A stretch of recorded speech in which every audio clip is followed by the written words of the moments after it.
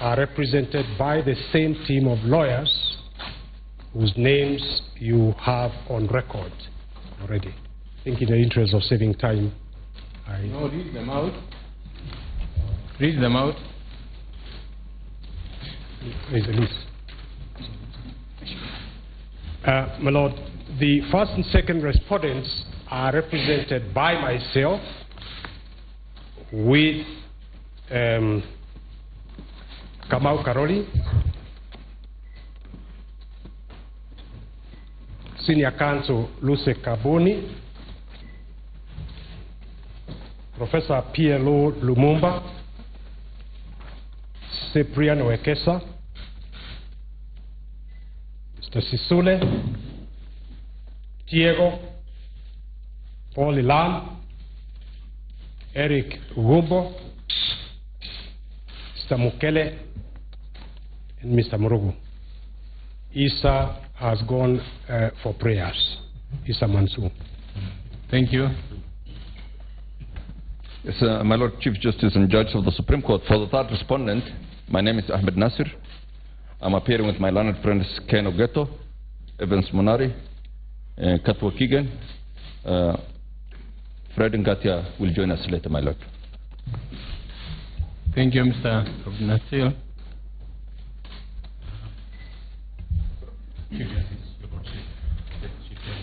Please raise your voice. You are far off.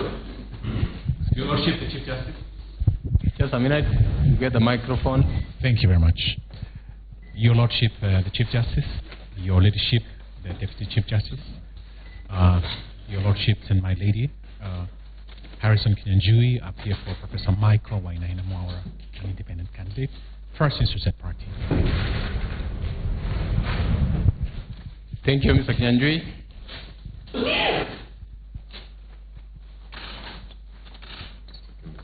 May it please the court, my name is Elias Mutuma. I appear alongside Mr. Ignatius Mohatia for the second interested party, Dr. Ekuru Aukot. Thank you. Thank you. A very good morning, my Lord Chief Justice and judges of the Supreme Court. It is Eid and it is a happy day. I am honored to introduce Mr. Kaumba Samuel, who holds brief for the first amicus curiae, the Honorable the Attorney General. My name is Stephen Mwenesi for the second amicus, the Law Society of Kenya. Stephen Mwenesi, I appear with Mr. Omwanza Ombati in that regard. Thank you. Thank you very much, Counsel.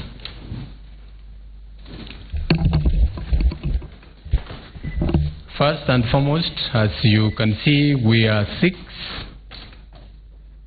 I'm sure you are aware that the Honorable Justice Ibrahim was taken ill. He is in hospital. I have spoken to him this morning. He is doing very well. And by the grace of God, he should be discharged in a few days. And in 2013, the court read the decision of the court without a full judgment. That was not received very well. And the expectations were that this morning we should read a full judgment. You know, we have had long hearings. Some of them have gone to late at night. We concluded the hearing on Tuesday, well after 9 o'clock. I want to state that given the tons of material placed before us,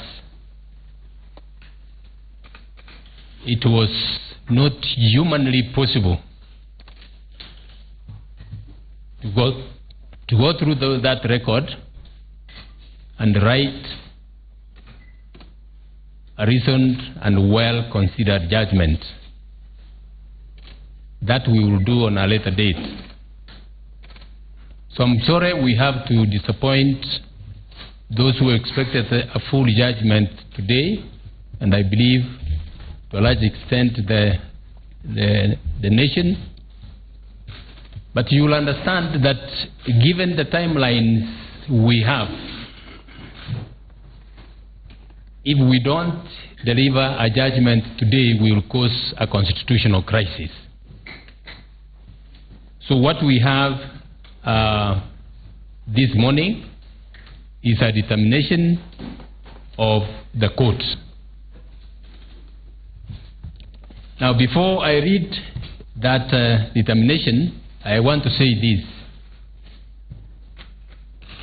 The greatness of a nation lies in its fidelity to its constitution and a strict adherence to the rule of law. And above all, the fear of God. Having said that, I would now like to read the determination of the court. The hearing of this petition was concluded on Tuesday, 29th August 2017, well after 9 p.m. The judges thereafter retreated to deliberate on the various issues for determination as crafted by the court.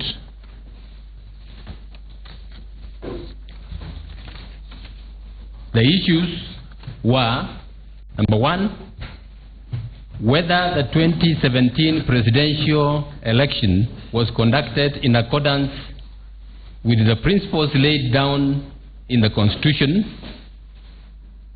and the law relating to elections. Number two, whether there were irregularities and illegalities committed in the conduct of the 2017 presidential election. Number three, if there were irregularities and illegalities, what was their impact, if any, on the integrity of the election? Number four, what consequential orders, declarations, and reliefs should the court grant, if any? Having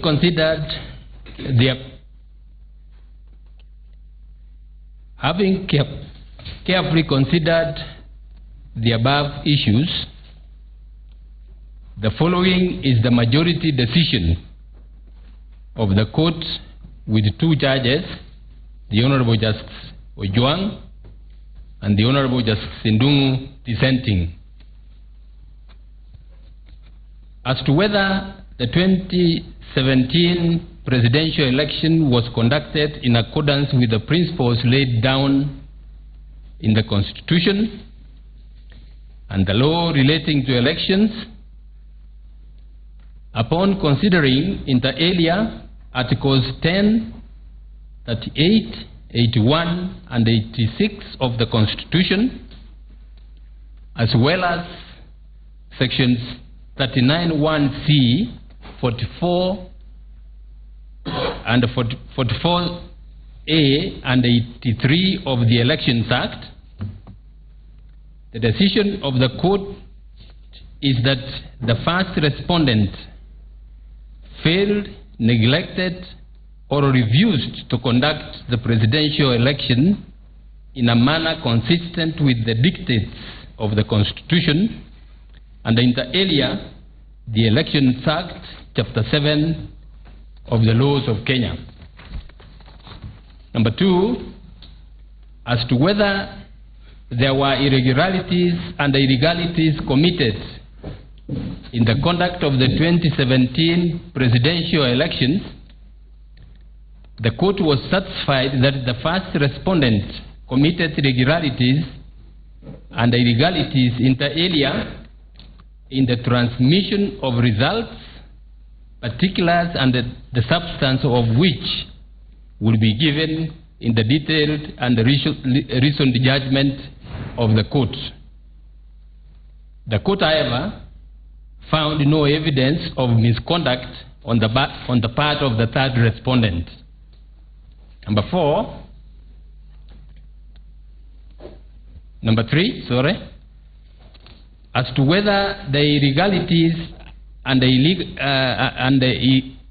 irregularities affected the integrity of the election, the court was satisfied that they did, and thereby embarring the integrity of the entire presidential election. Before I proceed, I would now like to allow my two colleagues who are dissenting to read their views before we read the final orders of the court, and in this regard I will request the Honorable Justice Njoki to read. This is a summarized dissenting opinion from myself. The court has rendered its judgment by a majority. I am, however, of a different opinion. At the heart of democracy are the people who will constitute the strand of governance that we have chosen as a country. On the 8th of August 2017, millions of Kenyans from all walks of life yielded to the call of democracy and queued for many hours to fulfill their duty to our republic by delegating their sovereign power to their democratically elected representatives. This was an exercise that was hailed by many regional and international observers as largely free, fair, credible, and peaceful. That duty stands sacred and is only to be upset if there is any compelling reason to do so. That reason must affect the outcome of the election. The election was managed by the first respondent, chaired by the second respondent, who were assisted by hundreds of others to execute the mandate of the Commission under Article 88 of the Constitution. At the end of the process, the second respondent, in accordance with Article 138(10) of the Constitution, declared the result of the election. Having received more than half of all the votes cast in the election, and at least 25% of votes cast in each of more than half of the counties, the third respondent was declared the President-elect. As the Chief Justice has stated, the case revolves around three fundamental questions. One, I want to repeat them. One, whether the election was conducted in accordance with the Constitution and the law. Two, whether there were irregularities and illegalities committed during the conduct of the election. And three, if there were irregularities and illegalities, what was the integrity of the election? In answer to these three issues, my opinion is that the election was conducted in accordance with the Constitution and the law. And in fact, this first and second respondents, to my satisfaction, demonstrated that they had adhered to the directions given by the Court of Appeal in the case of the Independent and Electoral Boundaries Commission versus Maina Kiai, where the Court of Appeal cautioned, and I agree with them, that the results declared at the polling station are final. In fact, the polling station is at the heart of any election. It is what happens there that is to be assessed, and that is why its outcome is final. In any election, the ordinary Kenyan voter will ask themselves the following questions. One, was there a problem with the registration of voters? Two, were voters properly identified at the polling station? Three, were voters allowed to cast their ballots peacefully and within good time? Four, were the votes cast counted, declared, and verified at the polling station to the satisfaction of all parties? If the answer to all these questions is in the affirmative, then the election has been conducted properly. The petitioners, in my view, did not present any material evidence to the standard required to upset the results returned to the National Tallying Center by the presiding officers in Forms 34A. Those results, counted and agreed upon by agents at the polling station, were not challenged by the petitioner. What was fiercely contested was the mode through which those results were transmitted from the polling station to the National Tallying Center. The first and second respondents urged that the transmission was conducted in line with the directions of the Court of Appeal in the Maina Kiai case. This process yielded the results that were streamed onto the public portal and which were not sufficiently, in my opinion, impugned during the trial. The decision of the voter at the primary locale of the election, that is the polling station, was unchallenged. How then can a process used to transmit those results for tallying upset the will of the electorate? It was not proved that the voters' will during the conduct of elections was so affected by any irregularity cited so as to place this court or the country in doubt as to what the result of the election was. Challenges are to be expected during the conduct of any election. However, those challenges that occurred in this instance, and in my opinion, none occurred deliberately or in bad faith, and all fell outside the remit of the voter, and his or her will ought not to supplant the voter's exercise of their right of suffrage. In summary, therefore, I respectfully disagree with the decision of the majority, and in accordance with Section 26(2) of the Supreme Court Act, I will issue my full dissenting judgment within 21 days.